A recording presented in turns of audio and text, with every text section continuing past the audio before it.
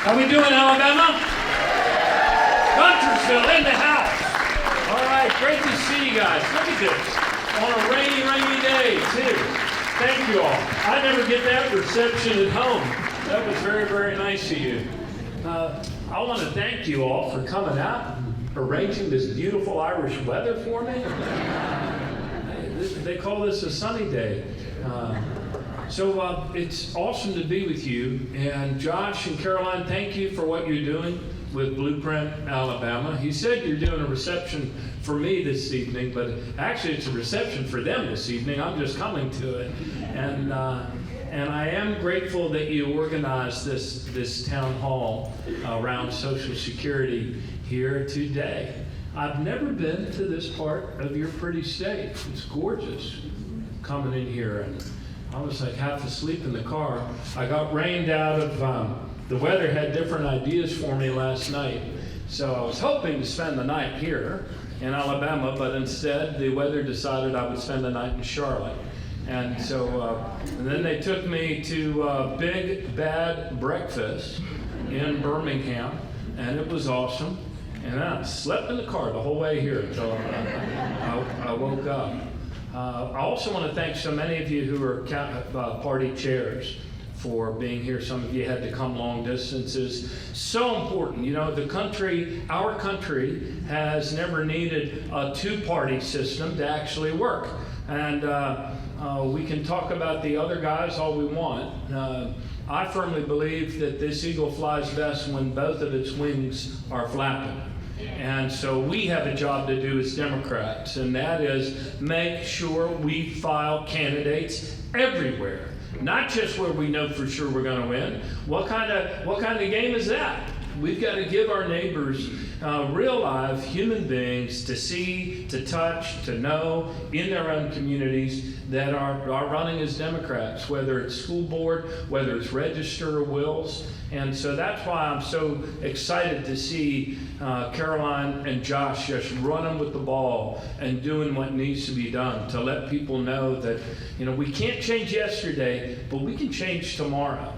And so I want to talk with you, and I also hope, I know that Governor Cullman did a number of robocalls for this event, and some were calling back and saying, I'm a Republican, am I allowed to come? By gosh, sure you are. I think everybody here probably really appreciates the fact that benevolent, generous Republican President, Richard Milhouse Nixon, signed SSI into law for an expansion of the program. So I want to talk with you about Social Security.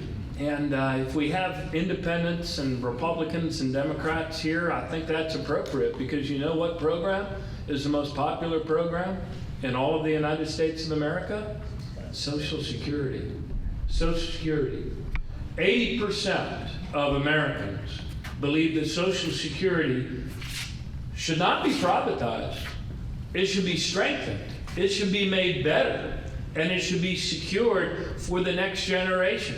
How many of you, question, how many of you all operate on a 75-year forecast in your own personal lives? No 75-year forecast here? He might have a 75-year forecast. And he's had a Social Security number since the day he was born. Social Security operates on a 75-year forecast. In other words, the actuaries look at demographics, population, amount paid in, amount paid out, what are the formulas, what are the bend points, and man, I learned when President Biden asked me to go to Social Security at a tough time, and I'll come back to that in a second. It's even tougher now. One of the things I learned about them, and I'll share with you what I learned. I'm going to share with you now. Number one, the people that work there that haven't quit are some of the kindest, most dedicated, committed public servants you will ever meet anywhere in the United States of America. It was such an honor to work with a group of people that felt so good about their mission, which they knew was so important to so many people. 73 million Americans receive Social Security benefits, not to mention those that have been promised benefits into the future. The second thing I learned about those folks is deeply ingrained in their culture at Social Security, those your public servants, is their sense that they have a sacred duty to protect your personal identifying data. PII, they call it, personal identifying information. And then the third thing I learned about them was, man, oh man, do they collect a lot of numbers and keep them. From my first job, your first job, any job that you had, your very first job with the W-2, by golly, they know how much you earned there, and they keep track of that. Not because, as you all probably know, not because there's an individual savings account. It's a pay-as-you-go system, and we can get into that in a little bit. But they do, to calculate the earnings, they keep track of all your earnings, and you know that. How many of y'all have MySSA accounts? A few of you. Awesome. Wow, a lot of you. Great. That's an innovation in government. A lot of people, and the agency was moving to do as much as we could online and on phone, rather than make people have to come to field offices. Not, we don't love them, all 1,211 of them. And please, Doge and Elon Musk, keep your hands off of our Social Security field offices.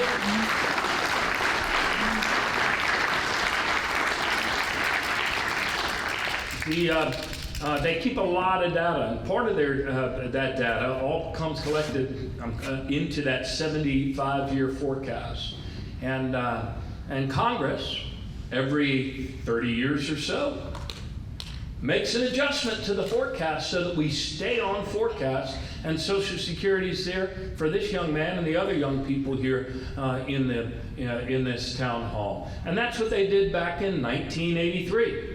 And full confession, when I was in, I guess, coming just out of high school then, all my friends and I would say, well, Social Security is not going to be there for us. But guess what? Now I'm 62 and I could apply if I want. So that is the strength of this program, that it is a pay-as-you-go program. It has never missed a payment in 90 years. 90 years. Even all through the pandemic. When I first came to do a big employee town hall for what we used to call the Atlanta region, they did away now in like the last 45 days with all of the regional headquarters, including the Atlanta region, which was the largest in the country. They named them historically after their city where they're headquartered. But you all have a huge presence here in Birmingham, right? That big federal building, I think you have about 1,100 employees. But I remember coming to the very first town hall I did there, and I thanked them. I said, probably nobody from your federal government's thanked you for keeping those checks cranking out, going to people as their lifeline, all through the pandemic. Could you imagine the cascading fear? Well, on top of the fear we already had that the pandemic might get us, but could you have imagined if the checks had cut off, especially for those 40% of seniors for whom that's it, man. That's what they live on. That's the difference between living with dignity or living under a bridge. So let me share a few things with you here. I thought what we'd do is let me share a little bit of background with you. I want to blow up some of the big lies that are being told about Social Security. You kind of already know their lies.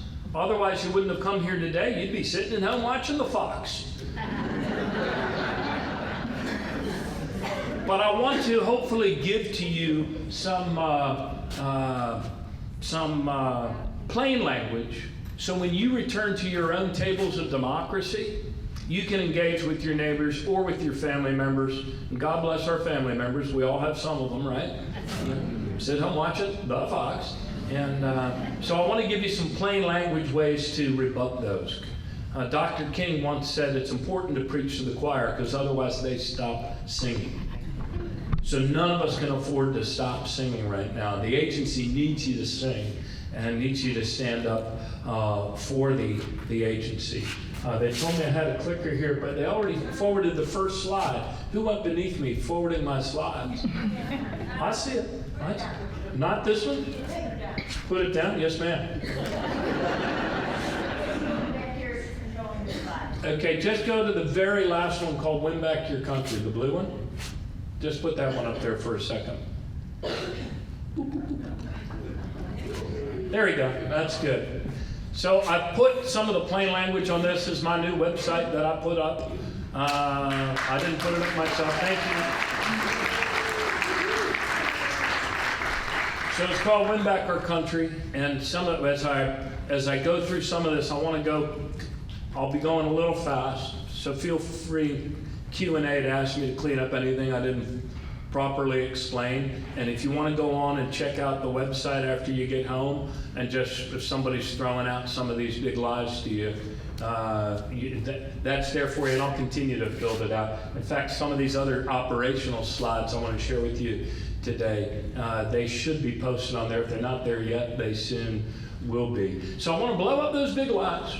I want to tell you a little bit about the really positive direction that we had the agency moving in, notwithstanding their big challenges in staffing by the time I left. And then I'm sadly going to tell you the state of play over the last 60 days, what's happened to your agency. And it didn't happen like a barometric or weather event. What's been done? Let's be honest here. What's been done to your agency? Deep breath. Man, it is pretty here. It's almost as pretty as Maryland out there. Reminds me of Garrett County. You and I are here because we care, and because we care very deeply about our country. Recently I was reading an article about Elon Musk. Not sure what his title is. Was it co-president? I don't think any, even our Republican neighbors, that they're your most staunch Trump voters, I don't think any of them thought they were voting for Elon Musk to come messing around with their Social Security. But I was reading an article in Salon magazine, and this writer, this journalist, was trying to unpack how is it that this guy could be going so viciously after a program that's so needed and that so many people depend upon and have paid into with their hard work their whole lives. And this journalist did a very good job of unpacking it. And it began with a quote she lifted from a podcast he did with Joe Rogan, wherein he said, and I'm quoting, "Empathy is the greatest weakness in the Western mind." He actually said that. In his worldview, the article went on to say, people have value only when they contribute to the economy. So perhaps the waste and the inefficiency he's going after isn't waste and inefficiencies in process or product improvement or those sorts of things. Perhaps he thinks those of us who are become disabled and can't work are ourselves wasteful and inefficient. Perhaps he believes that those of us who are fortunate enough to work our whole lives and reach an age where we can no longer work, maybe he thinks we're the ones who are useless and inefficient. You and I think differently. You and I are part of a living, breathing, self-creating mystery called the United States of America. But the heart of that mystery is actually a very real and a very personal thing. It is the freedom to believe in and to act upon a very powerful truth. The truth that we are one, that our cause is one, and that we must help each other if we are to succeed. In other words, our greatness as a people isn't measured by the size of our armies or by the amount of wealth that we can amass. No, it's demonstrated instead by the care and concern we show for one another by our actions, right? To feed the hungry, to heal the sick, to care for widows and orphans, for those in the dawn of life and those in the dusk of life. Every soul. And there is no act of greater compassion and action based upon that truth than Social Security. Signed into law in 1934, hasn't missed a payment in 90 years. But it's being put on the brink of missing payments now. And we need to stop it. We the people need to stop it. Sometimes at some of the town halls, the Congress people who do show up, and the ones who actually are defending Social Security are getting roasted by people for not having stopped Musk from messing with it by now. So this is a very, very real threat. I truly believe, spoiler alert, that they are trying to wreck its reputation, wreck its ability to serve its customers, so thereby they can turn enough people against it, and that after wrecking its reputation and wrecking its customer service, then and only then can they get away with robbing it of that big built-up surplus reserve, which is right now $2.6 trillion. The Defense Department doesn't have a $2.6 trillion reserve. There is no other agency, no other program that has a $2.6 trillion reserve that's been built up by you and you and you and you and each of us who paid into it. So that brings me to our first big lie. Here's the big lie. Social Security is a Ponzi scheme. You've heard this, right? No, Elon Musk. Social Security is not a Ponzi scheme. Now, Bitcoin, that might be a Ponzi scheme.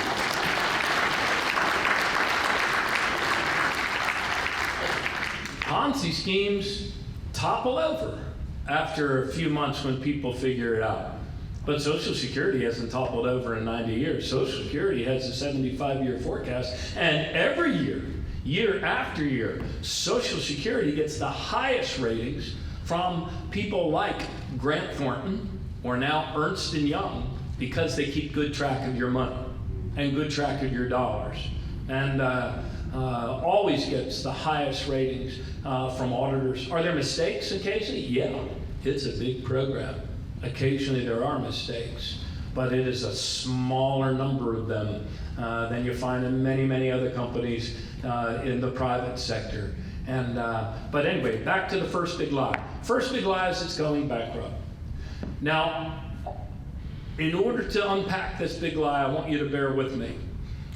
You have all no doubt read articles recently over the last, 7, 8, 9 years that says Social Security to go bankrupt by 2034, right? You've seen those. They get a lot of clicks. Any headline that says that, people zero in on it, they sell advertising on it. But when they say Social Security in those articles is going bankrupt by, used to be 2034, but then over the last 4 years, the economy was doing so much better until Donald Trump decided to wreck it now with tariffs.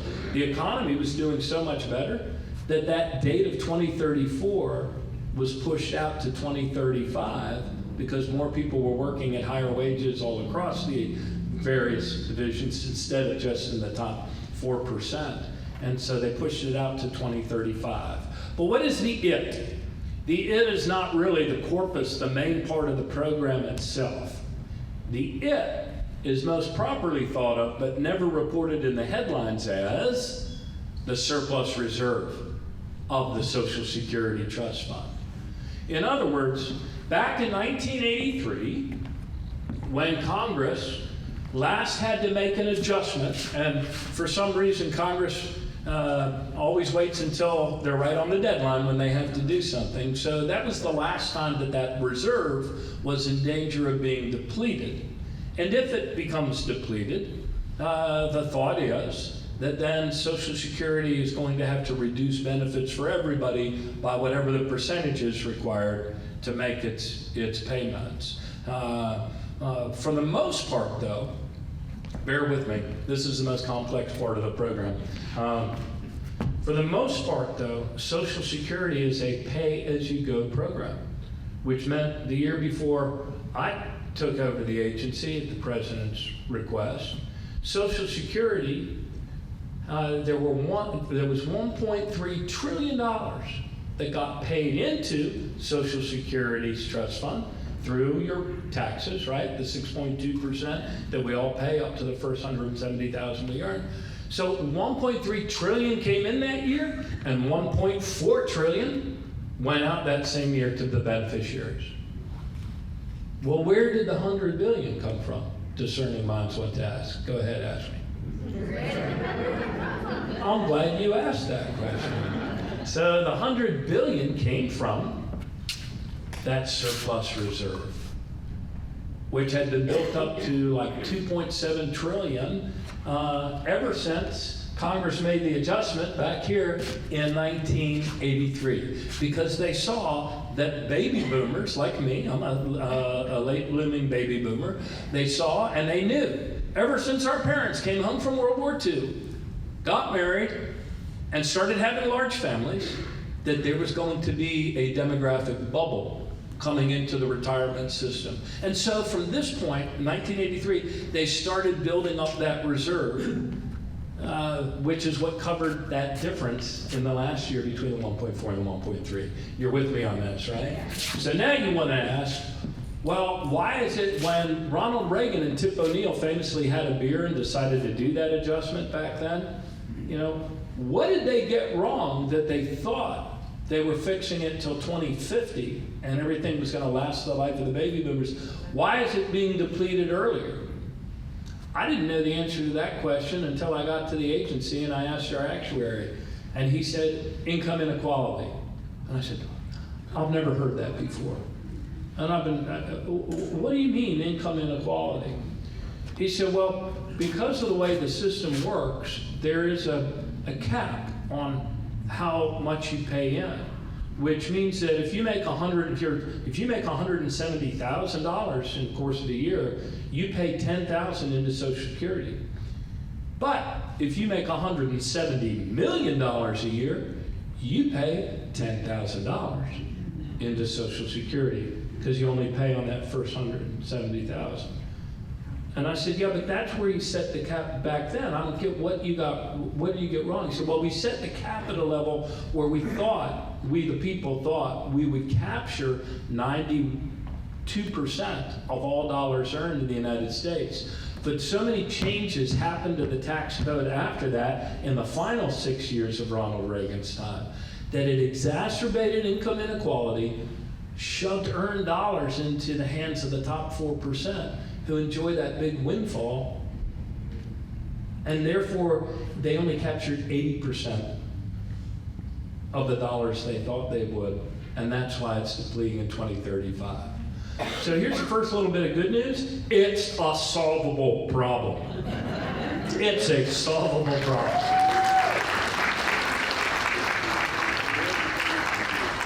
It is a solvable problem. And so too is the ability to serve the customers a solvable problem.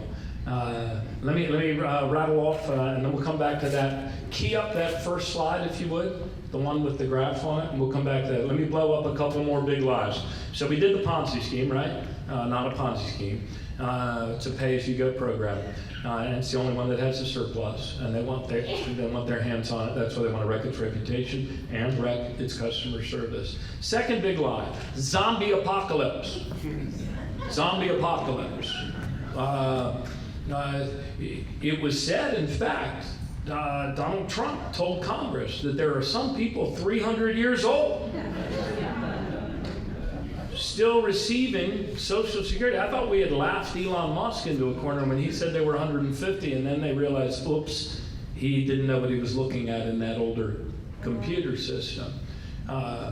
So Donald Trump said there were some that were 300 years old. He says there's up to 20 million of them. That's the size of the population of New York.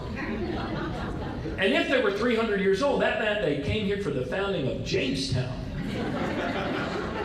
So there is no zombie apocalypse. This is looked at year after year after year. One of the first things Donald Trump did was he whacked and he fired all of the inspectors general for every agency. But this is something that has been looked at year in and year out.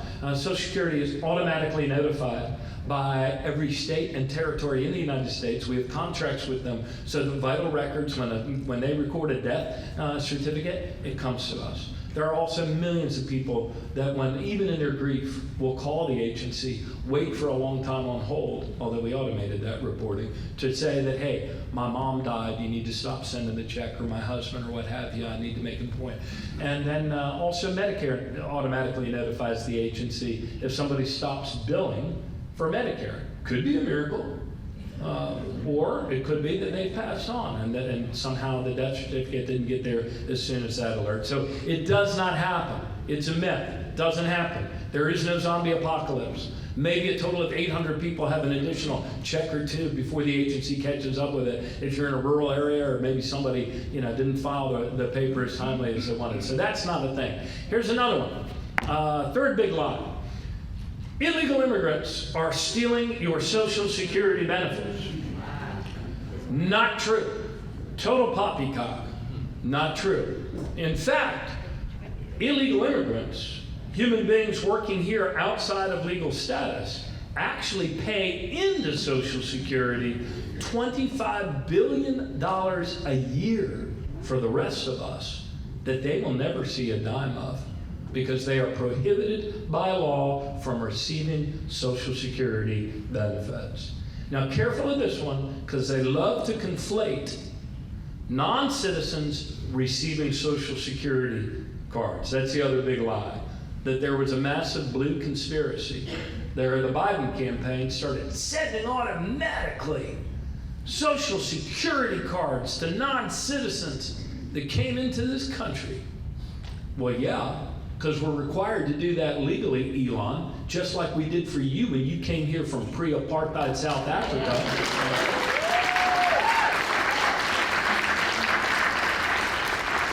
And if you really want to help Social Security, Elon, you'll stop paying people with our money to quit and maybe start paying in again from your large chest once you make more than $500,000. But I'm getting ahead of myself. So those are those two big lies. Let me come to the fourth big lie. Social Security is riddled with all sorts of corruption. We even heard Elon Musk say 40% of the people calling the 1-800 number, which is 8 million people a month, he said 40% of them are fraudsters who are stealing your direct deposit accounts. They do it all day. They do it every day. Everybody can see it, and nobody does anything about that. He actually said that as he courageously faced one reporter on the Fox. So the truth is, only one call out of every 3,100 calls to Social Security is a successful fraudster. And we intercept 4 others for everyone that gets through. It is not 40%. If you want to do the math on that, it's 0.00032. It is not rife with corruption, theft, and stealing. In fact, the incidence of fraud at Social Security in its programs is less than 0.25%.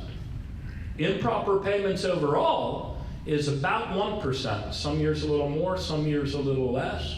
And the more you gut it and take away the staff, the more you're going to have inaccuracies and overpayments and underpayments. But Social Security is actually, it's not rife with corruption, not stealing it, and we got to combat that because a lot of those big lies, we laugh about them a little bit here, but people believe them, you know that.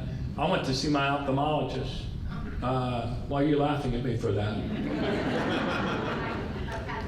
He's not actually my ophthalmologist. I'd never met him before, but my wife made me go. And, he said, so what have you been doing lately, Mayor? When you've been mayor of your city, you're mayor for life in the eyes of people that live in your cities. What have you been doing lately, Mayor? I said, well, had the honor to lead Social Security, and I got my chin in that thing, and I can't move. And he's getting close to me with a sharp object coming right up to my eyeball. He said, Social Security, that must have been a mess. What with all those millions of dead people getting checks? And I said, Doc, it's not a thing. That doesn't happen. And he looked at me like I was trying to pull one over on him. So Anyway, let's go on to the next one. We did the corruption, and that's what this slide's about. Social Security is wasteful and inefficient. Not true. But this is what I discovered. When the White House called me and asked me to go there, they said, full disclosure, it's not because things are going well.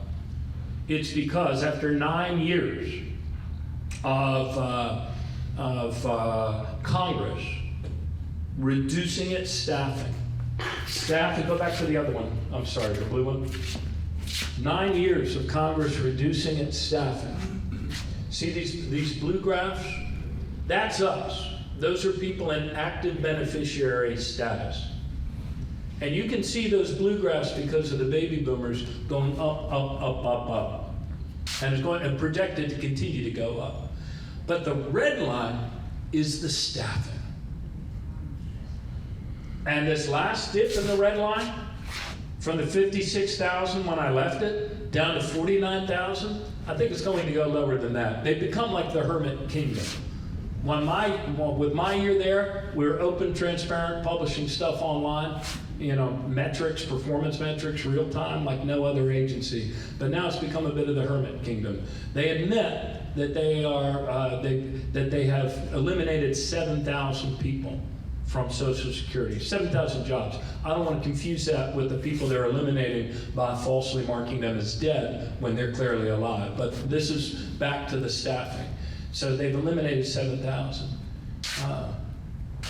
And every challenge that we encountered there in my time, as we turned things around, was like having to sprint up an escalator that was constantly moving down at a faster rate of speed. Why? Because the customers grew to a record high every single day. Remember like in the old days at McDonald's when they'd say 1 billion sold, and every day is a new record high in customers. And now when I was there, they were at a 50-year low in staffing. I don't know what it is in terms of measuring in time now. It's probably lower than it was at any point since Ronald Reagan signed SSI into law. That's not sustainable. You want to know why there's long lines on the phone, why there's long lines in the reception offices, why it takes you forever, why you see the backlog climbing and climbing in the more complex cases? And it doesn't take much to have a case get a little complex, that it takes somebody with experience to sort it out properly under the act and in order to get you your check. It's because they don't have enough people. It's because they don't have enough people. They have now driven out of the agency more people in a shorter period of time than ever before in the history of the agency, and that's saying a lot. How does this, and this is a big insurance agency, it's not just a giant ATM like Elon Musk or the new commissioner like to think of it as. It's a big insurance company, disability insurance, retirees, survivors. It also helps more kids, lifts more kids out of poverty, survivor children. So let's see, shall we, how the efficiency of your Social Security agency back when they used to be able to operate at 1.2% overhead. That's pretty darn good, isn't it? 1.2% overhead when you had no problem just walking into a field office, no problem getting through on the phone. You paid for that at the same time that you paid for your benefits. And the amount used to be 1.2%. Now, that has been reduced down to less than 1%. I think it's at like 0.77%. You know, it was 9 years. See the declining numbers there? It was 9 years that they went without even being given the courtesy of an appropriations hearing.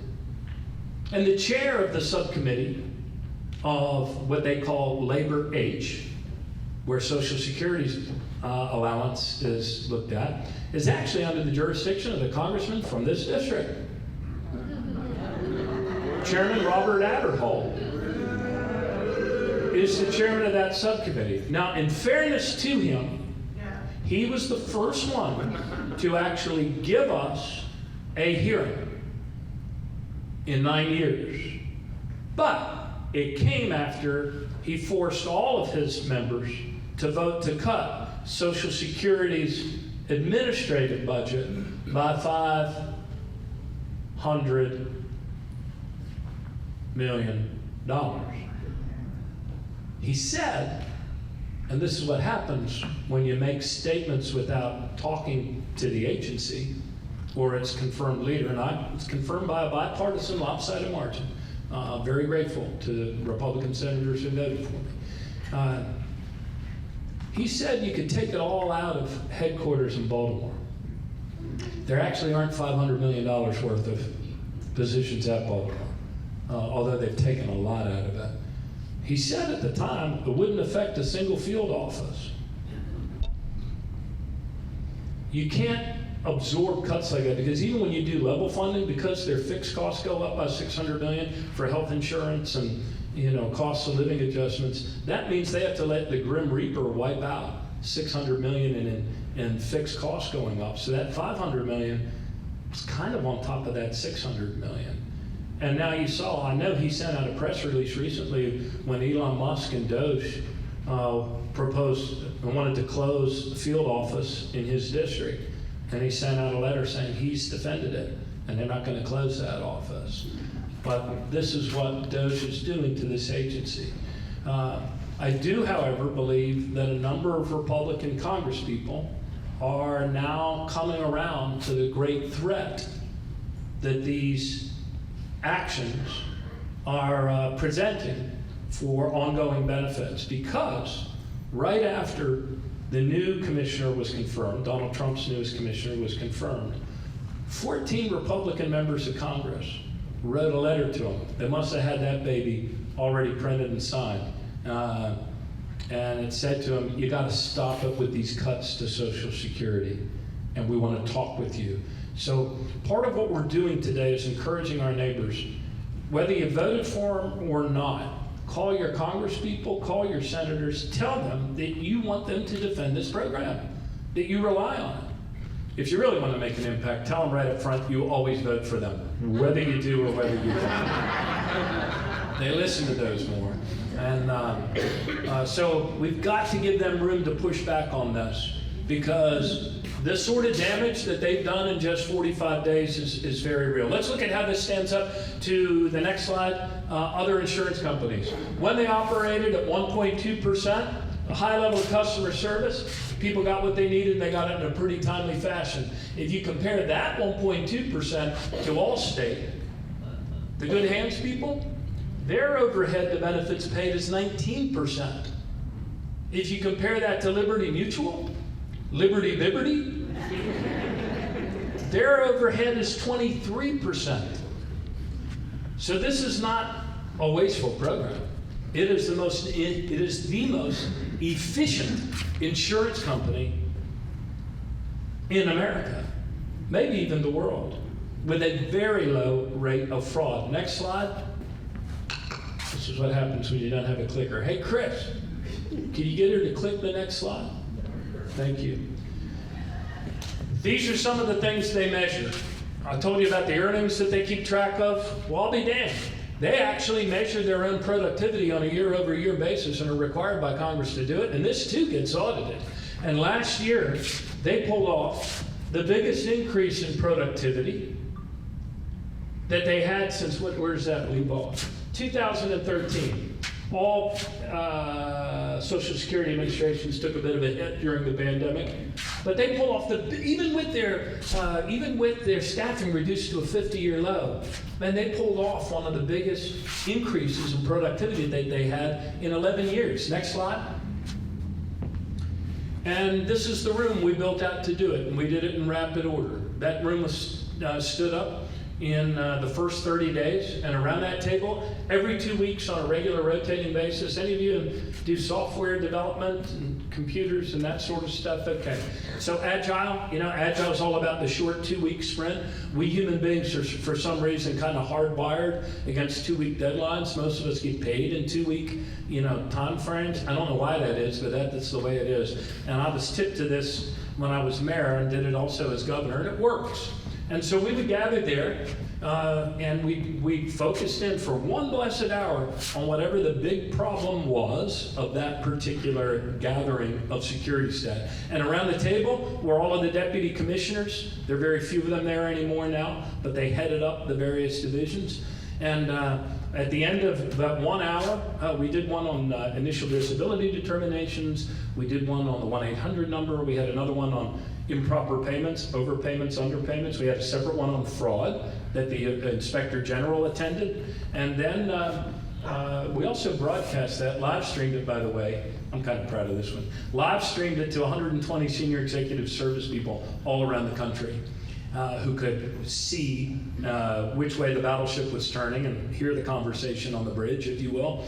And we live streamed it to our oversight committee, so Chairman Aderholt's staff could attend and see what we were wrestling with every day. So regardless, Democrats or Republicans, and we even let our overlords at OMB in the White House attend and watch it. Next slide.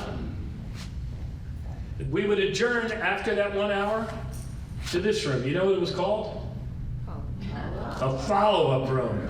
And that's where we do just a stand-up after-action huddle. What did you agree to do by the next 2 weeks? What are we saying there? Well, what's our strategy for unwinding this? Does the law department need to opine before the policy people can make a change that then we can send to the operational people? Next slide. I'm just going to make this sound, okay? Tell me your name again. Heather? Okay.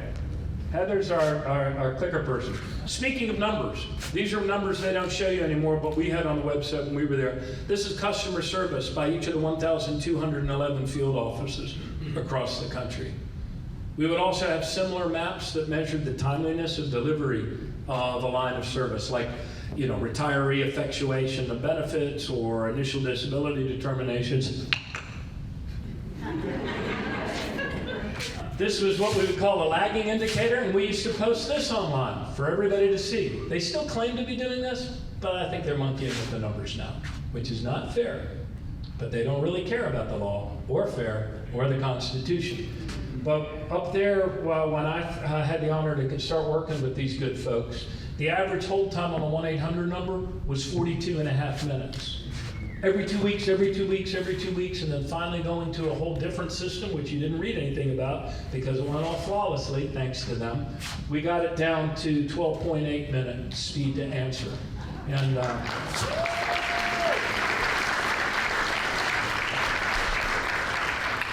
for the first time, we actually implemented callback assist, like people are used to having in other things. Next one.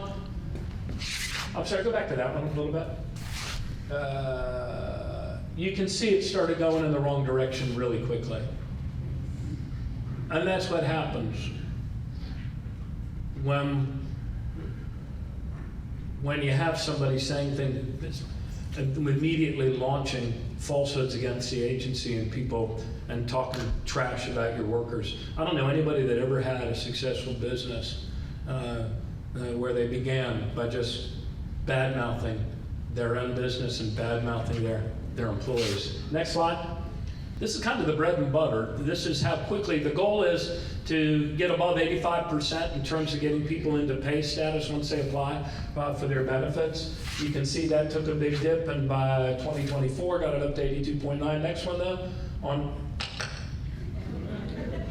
they got it up to 87% by the end of my time with them, and that was the highest it's been for a while. This is, and that shows you over time. And you don't need a calculator to see what's been happening since November on that metric, which affects the greatest volume of people. This looks like a climate change map, not a climate change map. This is measuring in days the time it takes to make an initial disability determination. So the initial determination is made by one of 50 state offices that are funded by your Social Security Administration for their employees. That's a historic thing dating back from the origination of the program. Where's Alabama here? Here we go. So on March 29th, 2024, where this snapshot was taken, in Alabama it was 335 days. What did I do? Oh, I'm sorry. I was reading. It's all red. 297 days. 297 days. Well, you have sharp eyes out there. 297 days. In Maryland, my Maryland, we were at 359 days. So more people die waiting in line for their initial disability determination than ever before since Dwight Eisenhower signed that into law. And it's because of fewer people. It's like a school system. If you double the number of kids that come to that school and you don't increase the number of teachers, you're going to have huge class sizes, you know? So next one. We finally, like you can see in May, that backlog for those initial disabilities had been growing for about the prior 10 years. We finally, bent that in a better direction. Next one. And this is the appeals from those. We hadn't gotten that down to 277 days, and Lord knows, people in the agency said nobody could remember, maybe 25 years ago. Next one. These are the catchment areas. The largest adjudicatory body in the free world is run by your Social Security Administration. It's the administrative law judges who now Donald Musk and Elon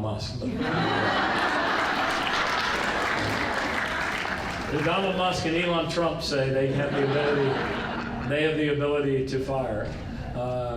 So that's what that map was. But we used a lot of the international colors of green, yellow, and red. So the goal was to get to 270 days. Next one. And that's where we got to by the end of the time. Thank you, Social Security. Last one? That might be the last one. Click. Okay, you can just leave it on that. So to conclude now, so this is what happened.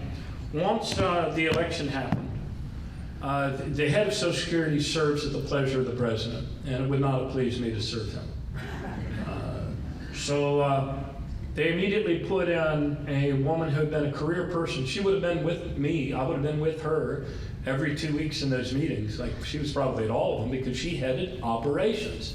The 1,211 field offices, the processing centers like the one here in Birmingham. So they put her in charge. We thought, well, that's a wise choice. She understands the agency, joined it as a young woman at the age of 22 in, I think, Sterling, Illinois. She only lasted a couple weeks before somebody 5 down, also a career employee, was put on administrative leave for sharing personal data with Doge, the Elon Musk team. And they were demanding unfettered access to personal data because the base of that system is an old COBOL-based computer system that has all of our personal data in it. It also has some other things, which is why it's really important not to open it up and make it vulnerable. If somebody, a witness and witness protection, maybe help bring down the mob, and needs a new identity so they can go live someplace beautiful like Guntersville under an assumed identity, that goes through Social Security. They have to get a Social Security number. If somebody worked with our armed forces in Iraq and maybe turned on ISIS and needs a new identity, that goes through Social Security. If somebody is an asset, spy turned by Communist China or Moscow and comes here for protection and for a new identity, that goes through there. So this gentleman, 5 down, was put on administrative leave. He published a big screed on LinkedIn. Yeah, okay, I did it. He pulled it down in a half hour, but people had screenshotted it because that's what people do. So he's put on administrative leave on a Friday. And then Michelle King was told, take him off administrative leave and give the Doge people all the access they're demanding on that database. And I told you about the culture of that place. Michelle King, according to affidavit filed by her deputy in another case, she resigned rather than do something she believed to be contrary to the Privacy Act, contrary to every protocol in the agency, contrary to every regulation. And guess who they replaced her with? The guy 5 down. And so with their public commissioner, they then took out their chainsaw and started going after the agency with a viciousness that led to the, showing the door to now 7,000 people in his very first week, and it was a short week because it was President's Weekend before, so he only had 4 days, but he had his former boss of his division, the Office of Office of Analytics, Review, and Oversight, the ones that police against improper payments, made her stand up in front of her colleagues and announce the dissolution, the dismantling of her division. One piece was going over there, another piece was going over there, another piece was going over there. OERA would be no more. And I worked with her. She took pride in leading her division. And then she had to announce at the end of it very emotionally that she was taking a new assignment as a senior advisor in the press office. And that's what he did in front of everybody. This is on top of already watching the Inspector General be wiped out. Not to be outdone, the very next week he brought in one of the highest performing people who headed the Office of Customer Service Transformation. And he told him, "You're being fired for cause." I said, "Cause? What's the cause?" So the cause is the president doesn't like customer service. Doesn't like the state of customer service. He said, "And tell all 80 of your people they're fired today too. Get a cardboard box. This is their last day." An hour later, he brought in another A player. Career civil servant, really good person, really effective leader. Her job was to head the Office of Civil Rights and Equal Opportunity. You kind of know where this one's going, right? Told her, "You're fired for cause too. Tell all 163 of your people to put their stuff in cardboard boxes. Today's their last day." So then they created a spectacle out in the parking lot of the headquarters there in Woodlawn, Maryland, of people crying on each other's shoulders with their stuff on the hoods of their cars. And only after they created that reign of terror and fear throughout the agency, because word travels fast in that agency, only then did they offer joyous news. Anybody who's willing to leave right now, before we do a bunch of rifts and layoffs, we will pay you if you leave now. And don't let the door hit your backside on the way out. For people that were eligible for retirement, get this, with your money, they would pay them for the entire year if they leave now. These are the guys that went there to root out waste. Wasting your money, paying people to leave now. If you weren't eligible for retirement, and you want to avoid the layoffs that are coming, you can leave now and we'll give you cash, $10,000 if you've had 3 years of service, $15,000 if you've had, some sort of graded scale like that. That immediately led to all of those numbers starting to move in the wrong direction after getting them to move in the right direction again. Then some of you with my SSA accounts have probably seen the intermittent outages on that when you try to access it. You're seeing a lot more outages in the systems, the processing systems, and the public-facing ones like MySSA.gov. You see those intermittent outages are becoming more frequent, more regular, and are becoming of a longer duration. Ultimately, that cascades into a place where you have total system collapse, total outage, that will, I believe, interrupt benefits for the first time in 90 years. I don't know exactly when, and I don't know how long. Some people ask, should I print out my earnings report every day? No, I don't think that insulates you from that. This is an IT system collapse. They eliminated now 50% of the people in IT at Social Security. They're the only people in the world who understand how that web of systems on top of that COBOL-based system, the kids from Silicon Valley laugh and say, "Oh, ha, ha, they know how to code COBOL. Who cares?" Well, it's not just that they know how to code COBOL. And hey, if COBOL works, it's that they understand how it's architected, how it's built, how it's connected. Thigh bone connected to the hip bone and all of that sort of stuff. Twice when I was there, we had a cascade like that shut us down for 3 days. Yeah. 2 separate ones. One was the CrowdStrike thing. So sometimes when you come in and put stuff over top of it and mucks with it, it can have unintended consequences if you don't know what you're doing. So that's the state of play right now.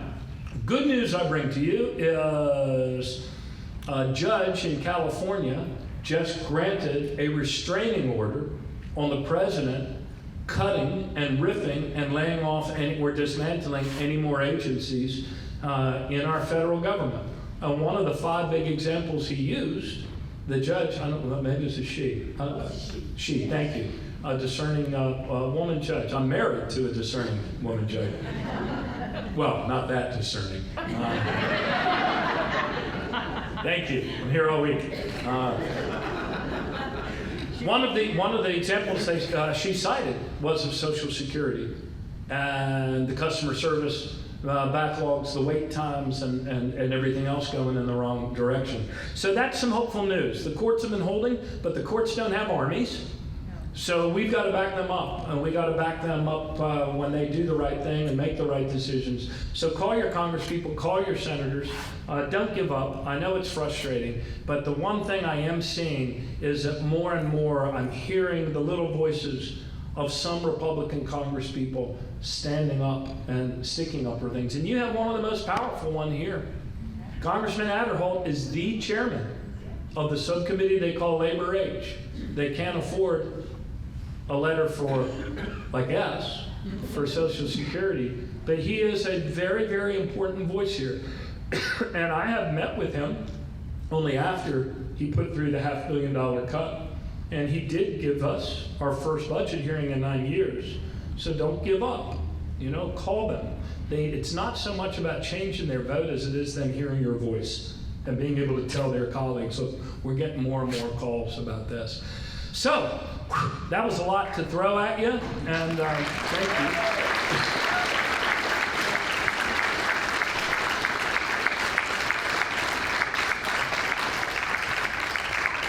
It was a lot, wasn't it? They taught me a lot in 1 year. Let's go to question and answer. So if you have, these are the only rules. After I just talked to you uninterrupted for 25 minutes or more.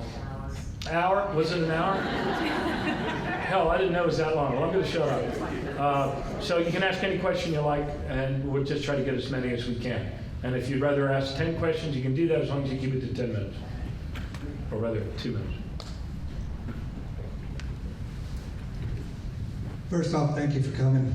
Thank you. This week, news has come out that OPM's HR functions have been replaced by Workday, a private company, after OPM was gutted. So who stands to benefit from the gutting of the Social Security Administration on the services side that we can expect that we need to push back against so that Social Security services are not privatized like OPM's have been? Yeah, I don't know exactly who they have in mind. I wish I did. That's the great question. Who stands to benefit? All of us stand to lose. I'm sure some friend of theirs, but I don't know. The old school thought, members of Congress have said to me, oh, it's the same old playbook. They want to demonize, downsize, and privatize. I think this goes a little beyond that. I think they also want to take some of that $2.7 trillion for some other purpose. Maybe it's to finance their sovereign wealth fund. I don't know what exactly it's about. But that I had missed that Workday stuff. That just happened. I didn't miss that they were gutting them. But so, and they think just by giving them a new software system that's going to make it all hunky-dory, huh? By using AI. Oh, by using AI. Okay. Well, good luck with that. It didn't work for his cars, did it? Okay, other questions? Yes, sir. Hi, I'm 23 years old. I work down in Birmingham. I pay into Social Security. And I actually asked this question at another town hall, and I was basically laughed at for it. I know you said that Social Security is a pay-as-you-go system, but as the money in the pot is being reduced year by year, how can you realistically look at somebody that's my age and tell me that Social Security is going to exist with full benefits by the time I retire? I thought the same thing when I was a freshman in college, because the same phenomenon was happening. But Congress acted, and they made the adjustment, and it's there for me, at least until 2035. I could even apply today if I wanted to. But everything depends on our country. At my confirmation hearing, a guy said to me, why do you even think that money's real in the trust fund? It's only backed up by the full faith and credit of the United States. It's just paper. And I said, well, that may be, but $20 in my pocket is also paper, and after this hearing, I'm going to get a sandwich for it at the cafeteria. So it ultimately goes back to, we have to have a country in order for you to have Social Security. And we have to have a country whose people value it enough that they'll defend it, even against people who have shown a callous disregard and contempt for the law and the Constitution. But I'll be straight up with you, man. The threat to Social Security when I was in college was merely one of finding consensus in Congress. This is a much more serious threat because the speed with which they're going after it to scrape it and clear it is just so stunning and so deep that I think they want to liquidate it. The threat to you is not a failure of Congress to act, which they always have before in the past on the deadline. The threat to you is that Elon Musk and Donald Trump will actually turn it into a Ponzi scheme, which means that any dollars that you've paid in, as far away as you are from claiming benefits, let's hope, you know, barring a disability, you know, means that you'll see none of that. So when we talk to our grandkids and other people, you know, that maybe aren't here in as great a numbers, you know, convince them, tell them they stand to lose, because all those dollars they pay in, they'll never see any return on those if they just liquidate it, give those of us in pay status a lump sum to go away. You'll be the ones that really lose. This works only so long as America works. And America is a multi-generational promise. So we need to keep that promise. But the math of it itself is all very, very sound. And as I said before, it's a solvable problem. 2 people introduce bills every year that would say, in essence, scrap the cap for people earning more than $500,000. One of them is John Larson. You can read that and see it. It's all been scored. The other is Sheldon Whitehouse, who even proposes doing some other things to get more dollars in and to expand the program. Hope that answered as best I could. Yes? Hi, I think what you're saying right now kind of circles back to the crux of it, right? We have this huge wealth inequality, and it's burrowed its way into our government at this point. How do you, as a former representative, communicate to people who just seem to live in a different reality than us? They say, you know, 40% of taxes are already paid by the wealthy overpay, different things like that, repeating the same sort of rhetoric that's repeated on Fox News. How do you personally go about having those conversations? Because they can be hard. And I'm curious to see how and what's been effective for you. Yeah, well, I haven't seen an issue as effective in communicating, I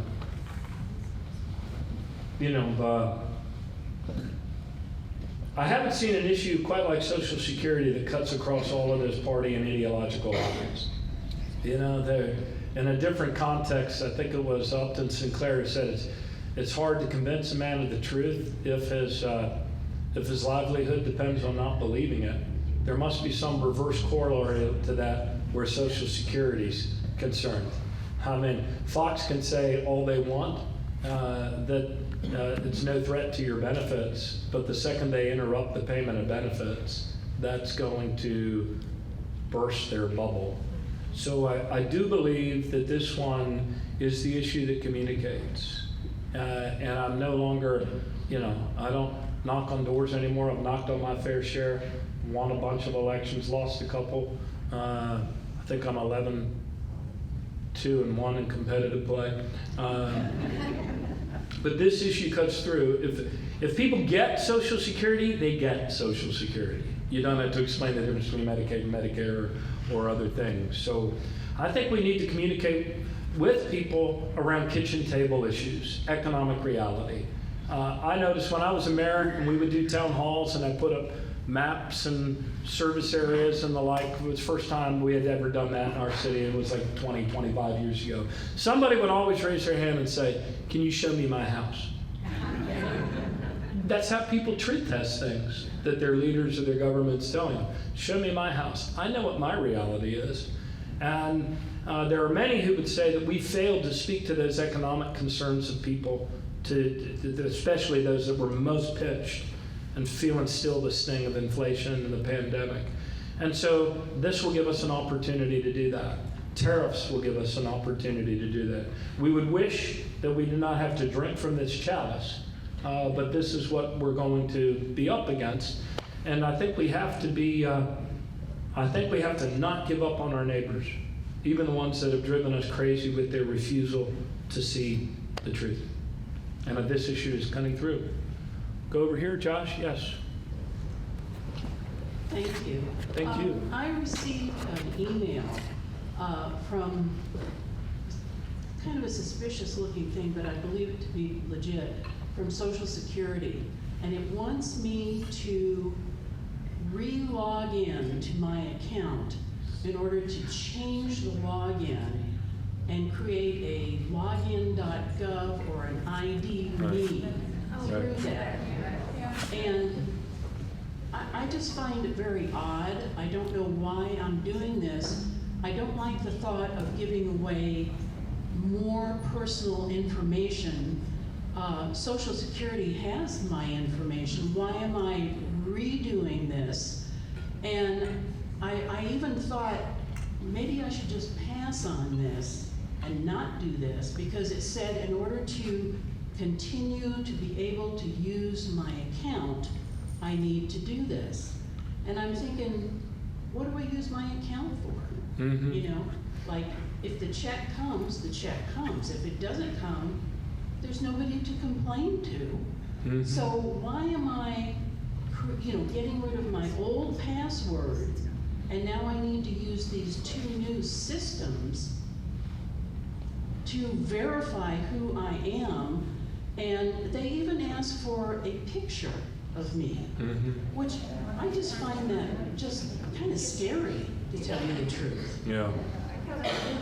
Yeah, you've all probably received communications if you use myssa.gov telling you that there's going to be a change in the protocols and that you're going to have to sign up through this sort of thing rather than another thing. So that is something that the agency is doing.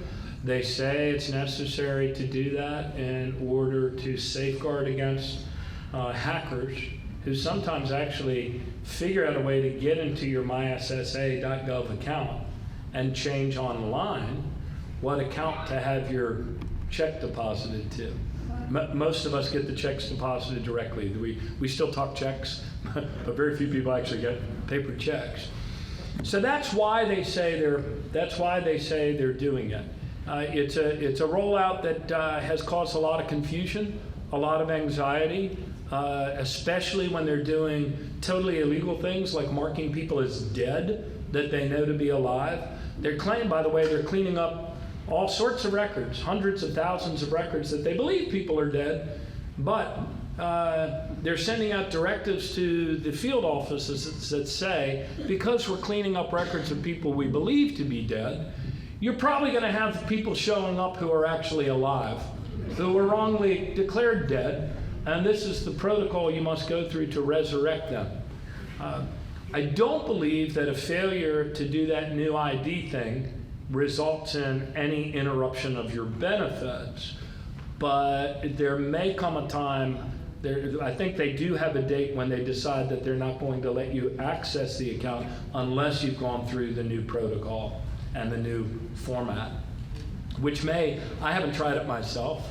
I should probably do that so I can speak a little more intelligently about how hard it is. I guess they think it's like Apple Music. You don't pay your accountant, they cut you off or something.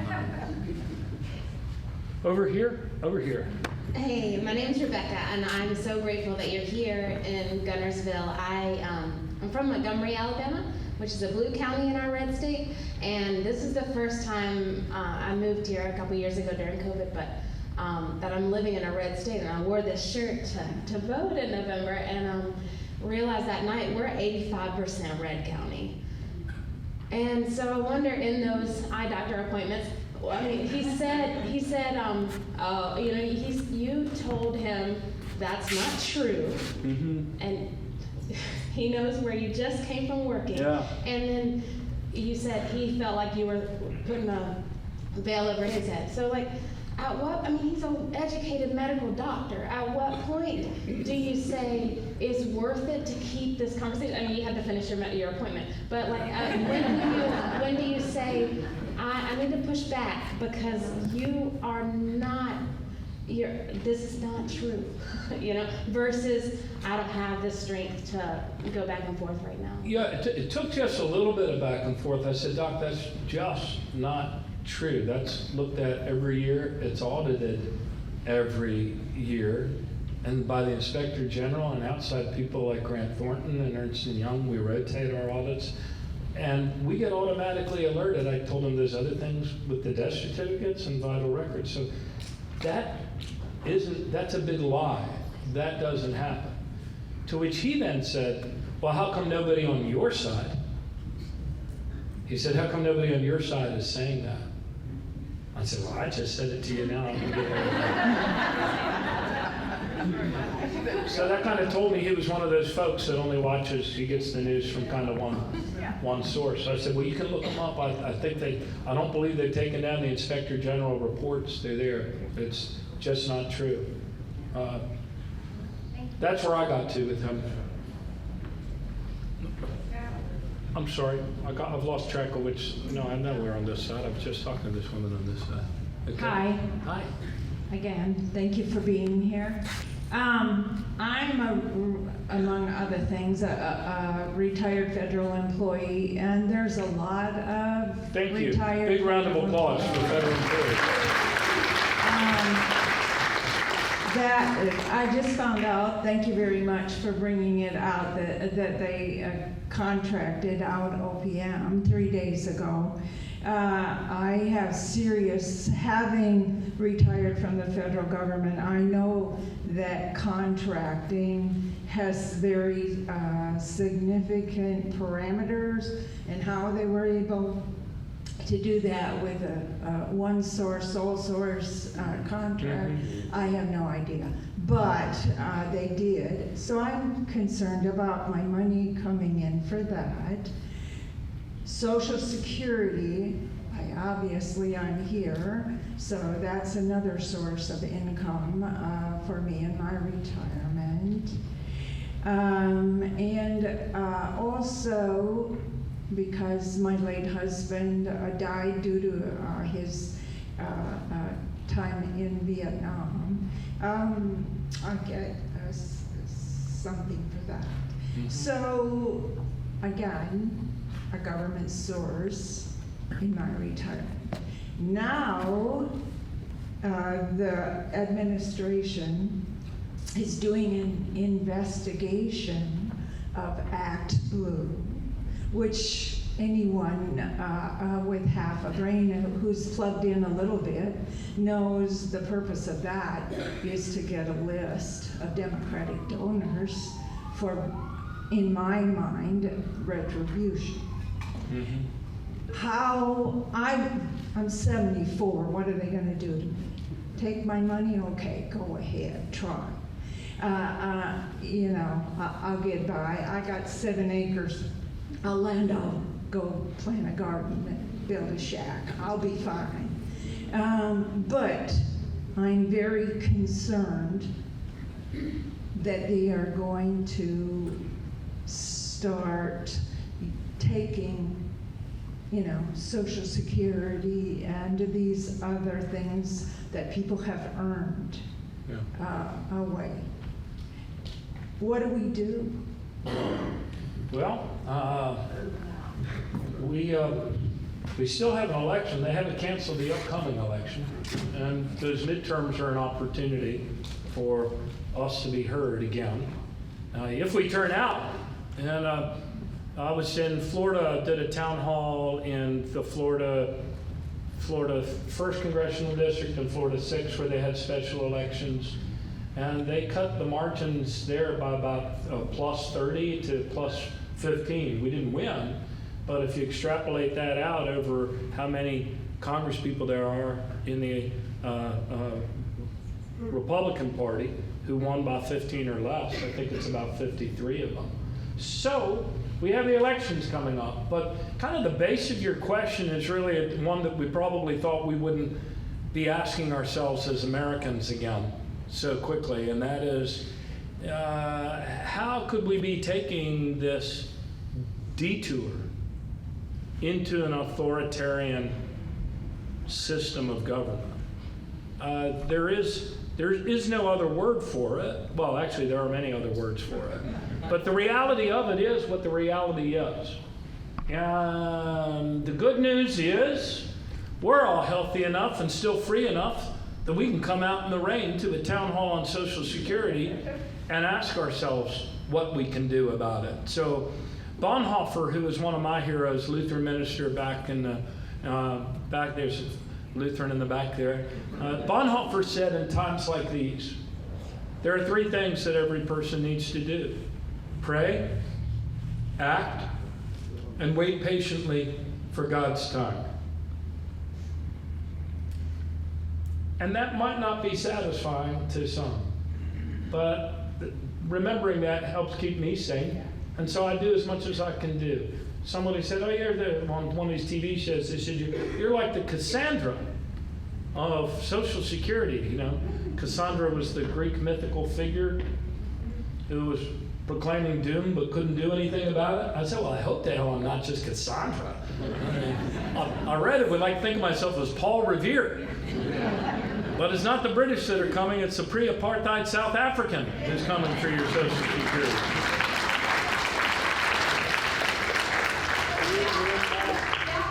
Bonhoeffer wasn't what I'd hoped for us. Well, the outcome for Bonhoeffer wasn't what maybe you would hope for yourself individually, but the outcome for the world at the time was certainly what he was praying for and was the time that he was waiting for. Hey, thank you again for coming here. I know that over the course of my work career, Social Security came out for the first $18,000, and then it went up to 30, and then it's up to 170. 170. When I was working for my NGO in DC in the 1990s, Alan Simpson was talking about means testing, Mm-hmm. which for someone who's worked really hard, a lot of hours, you know, your Social Security is kind of based a little bit on what you paid in. Is that still a thing, and/or how is that being looked at now, or do you know? Yeah, it's still a thing to a degree. So it is, Social Security is based on your earnings, and there is a formula that for my own confirmation I had down and I had memorized. I can't repeat it all to you right now, but I'll give you the plain language gist of it is, yes, they do keep track of your earnings, and that does get calculated into your benefits up to a certain point. But because all of us pay in on the first, as you said, once it was 30,000, now it's 170,000. It's had a COLA attached to it ever since whenever 1983, so it does go up. The part of those bend points also have the effect of lifting up people with a higher benefit than simply calculating it on what they paid in. In other words, there is a progressive aspect to the formula that guarantees your lowest earning people do not have to live in poverty. It lifts them up a little bit more. Now that gives an argument to higher earning people to say, I didn't get back what I put into it, but you did get back something. And I think that's part of the beauty of the program, is that everybody who pays in and earns their coverage gets a payout. So I like that aspect of it. I wouldn't be in favor of the means testing, but I know other good people have been. And I like, boy, Alan Simpson, where is he now? We could use him, huh? We could use all of them. Yes? Okay, I have a question. You mentioned that... And what's your name? My name is Michelle. Hello, Michelle. Hello. You mentioned that undocumented workers pay in, it was what, 25 million? 25 billion with a B. 25 billion a year. Yes. I'm assuming. And so I imagine they've been doing this for the last few decades. How if they don't end up privatizing it and all of this, and it stays relatively the same, how is shipping everybody off and getting rid of all of those and the people that paid in but didn't draw from it, how detrimental is that going to be to the program? If everything else stays the same, we just don't have all those workers anymore. Yeah, well, 25 billion's a big hit. This agency deals in such large numbers. And I'd like even getting my head around, I said very casually to you that we paid out 1.4 trillion. I don't know what that looks like, but I ran the agency. It's hard to get our heads around these big numbers. So 25 billion is certainly a chunk. The annual operating budget of Social Security is 12 billion. So there's a comparison for you. So that 25 billion that undocumented people working here, so-called illegal immigrants, that they pay in would cover Social Security's current level of funding of their administrative budget for 2 years. It's 2 years of funding. So that gives you some perspective on it. Good question. Yes. Hi. Hi, I'm a healthcare provider. All of the laws in the land say that I cannot divulge Social Security numbers. How do they square this with these people getting our Social Security numbers and having access to it? Kids that are 20 and 18 and all that in Doge. Right. And yet they have our Social Security numbers, and what they can do with that can be very devastating to us. All I can see is possibly a class action lawsuit, but where's the government at in making sure that our numbers are not given out wherever? Yeah, there's been some litigation that's been successful on that. There is a judge in the federal court in Baltimore, Judge Hollander, who ordered the Doge kids, young men, to not go mucking around in the database, and if they downloaded anything, to put it back. I understand from people in the agency who know that those guys never come to a meeting without having 2 laptops there. Their personal one and the Social Security one, which is appalling to people that have been trained up in that agency to even see that happening with such brazenness and so cavalier. The truth is they don't care about the law, and they don't care about the Constitution. They made a decision that if they were fortunate enough to elect Donald Trump again, they were going to go hard, they were going to go fast, they were going to go as far as they could until something or someone stopped them. And it seems that they are picking a fight with the courts up front on this, because any lawyer reading the law would agree with you. And it's a huge fine for me. Yeah. I did that information. Right, yeah, you'd get in big trouble. If somebody did, one of the things they did recently was they said that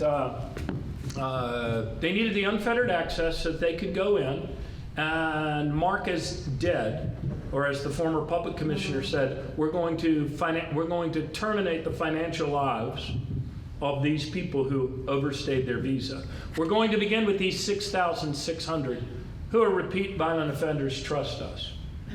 No due process, done in the matter of days. I know the forming actor commissioner.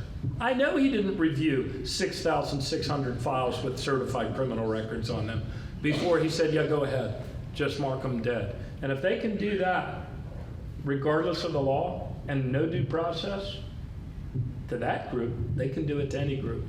And indeed, they're asking for more and more people to mark as dead when they're not. So that's where we are right now. It is a great test of whether this government of, by, and for the people continues to survive.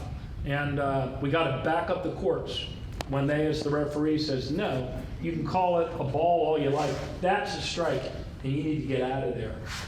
There's reasons And Congress, there was a great line, gives you a little bit of hope. I read this on the way here to Josh in the car.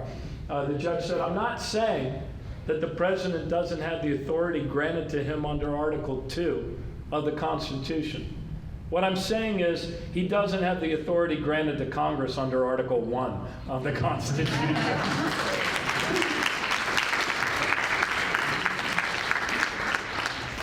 Well, thank you for being here today. It's been quite enlightening for me. If I can, I'll do just a couple quick stories, and then I'll get to my questions. Sure, If tell that me makes your name. sense. My name is Gary. Gary. And so you mentioned preaching to the choir. I'll do a little preaching to the choir first, and I'll get to my questions. But we all know these people. But gentleman, business partner in Georgia recently, not recently, before the election, we were talking, and his statement was something to the effect of, I can't stand that man. I can't stand the way he talks about my good friend Brian Kemp, and went on and on about all the bad things. But he ended the conversation with, "I'm going to vote for him." So we all know those people. He's a well-off person. This Social Security issue will not affect him, so he doesn't have any skin in the game. Maybe his grandchildren or his children will. But I have friends. I'm 58, and so we have four more years. Will I not have any Social Security benefits to be determined? I have fellow friends who are the same age, highly educated people. One's a former U.S. DOJ prosecutor in D.C., another attorney, another high-level finance. And these are smart, highly educated. Same deal. They fell for it. So my question comes back to, I'm always telling people like that and everyone else, until they actually feel the pain themselves, they're just going to keep going along with it. So my question, let's fast forward to 2020, 28. Let's hope this doesn't happen, but let's assume that Trump is in for life. He's got the Trump 2022 on the website. Maybe he puts Vance in, and then Vance resigns, whatever he's got cooking. But my question is one of two things. Let's say you or Gavin Newsom or Josh Shapiro is our new president in 2020, 28. My question one, how long would it take to repair all the damage that had been done and bring it back to where it was at its peak?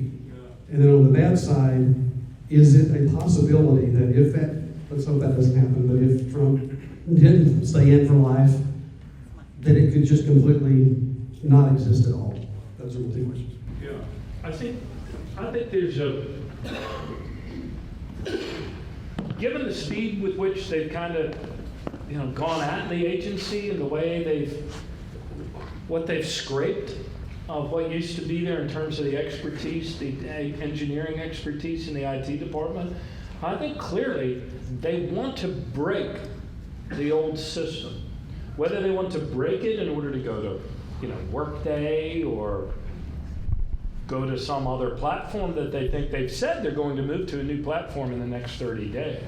That's what they've said. They won't share with us what that is. So I think there is a very real danger that they want to eliminate the program altogether. He has said many times that he doesn't believe there should be any payroll tax. Well, he's talking about Social Security and your Medicare. So that's a very real possibility that that's their aim and that's their goal. And in terms of how long it'll take to repair it, I think it's going to take a new president to repair it. I don't see it. This is... And whoever he or she is, it's going to have to be, with the, the faith of our mothers and fathers, taking it on like a Marshall Plan, some like real high profile driving, clarion call, sound the trumpet to get people to come back into federal service. Because the people that were abused, treated in that hostile work environment, shown the door and given a cardboard box after a lifetime of service, they ain't coming back, man. Anytime, not for this crowd. So I think it's going to be years. I think we're going to be struggling with really bad and spotty and inaccurate Social Security calculations for many years to come. Yes, sir.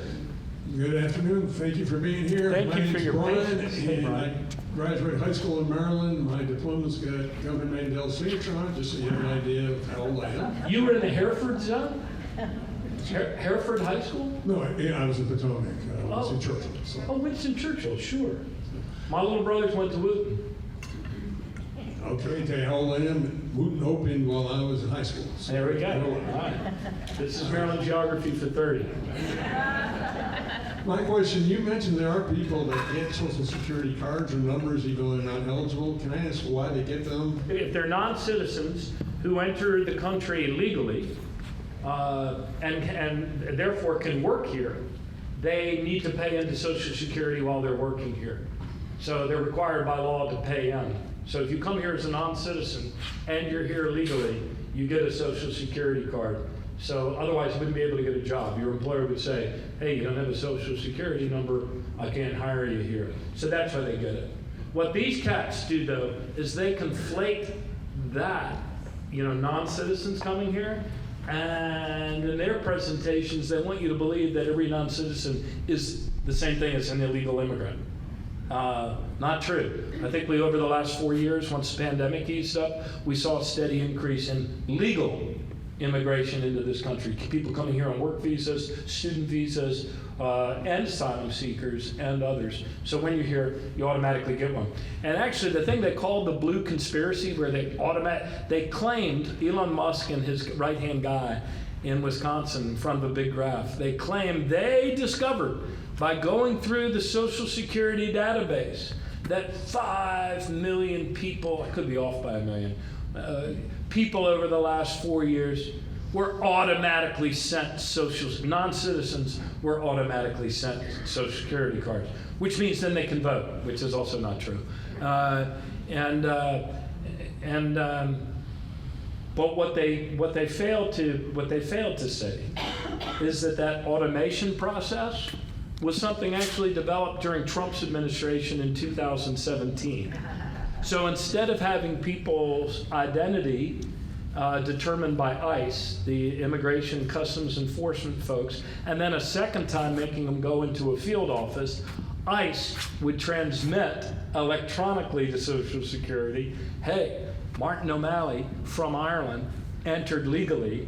He's staying with his parents in Rockville. Send him his Social Security. That's what they're talking about.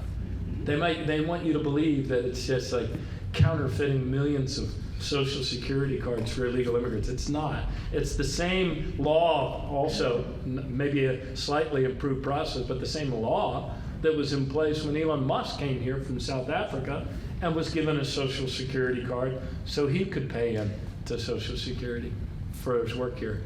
We got one more over here. Hi, thank you so much for being here, Governor O'Malley. Sure, thank you all for your patience and for spending a rainy afternoon with me. Thank you. I'm kind of obsessed with Social Security. I'm a social work student, so I can kind of nerd out about it. But I also know that Social Security works. I've received Social Security survivors benefits from the time I was 13 till I was 18 when I lost my mom and my dad. And I know that it works to give people not only the ability to get by, but to live with dignity, because now I'm able to be a social work student. I'm able to be, I'm a student. Holding the world together. I'm trying to. Roll Tide. I'm a senior at the University of Alabama. And I know someone asked about how we get young people to care about Social Security. I think that they also miss the part that it keeps them, when they need to pay for their parents to get by, they don't have to do that. It keeps our elderly out of poverty. But I think the biggest thing that I run into, because I kind of tell people, okay, so Social Security really worked for me. Are you really going to tell me I didn't need that money? Because I did need that money. But how do you, I think there's just a lot of people who don't think that our government should be used as a tool to help people, whether they think that it just, is it the government's business or the churches or charities should do it. I think that that really is a hard needle to thread, because when you ask someone, well, do you think that when I lost my mom and my dad, should I have been helped? What do you do about that? They're like, well, yeah, you should have. But I think that's a really hard needle to thread. Yeah, and they didn't live through the Depression. Right, and they didn't live through and they haven't lived through anything that's really sudden or traumatic, but they probably will. No one gets a free ride, and what will be there for them? Right. Yeah. Well, that's kind of the what do you call it? Dichotomy. It's two sides of the American character. We exalt in the self-made man or woman that pulls him or herself up by their own bootstraps without any assistance, and yet there's another part of us that is one of the most caring and generous and kind people that ever formed a country together. And if that weren't true, we would not have combated and overcome fascism in the 40s. So, or overcome the cataclysm economically that was the Depression. And this program's been adjusted over time. I want to thank you for underscoring that it helps more kids, lifts more kids out of poverty than any other program in America. I think with the exception of the child care tax credit. So you also said something else. We'll end on a lighter note, okay? End on a lighter note. A woman in a town hall like this in Florida said to me, I have a suggestion for how we convince younger people that they need to get into this fight. And people are like, yeah, there's not enough young people. Although we have a fair number of younger people here today. Good, Josh. Good, very good on that.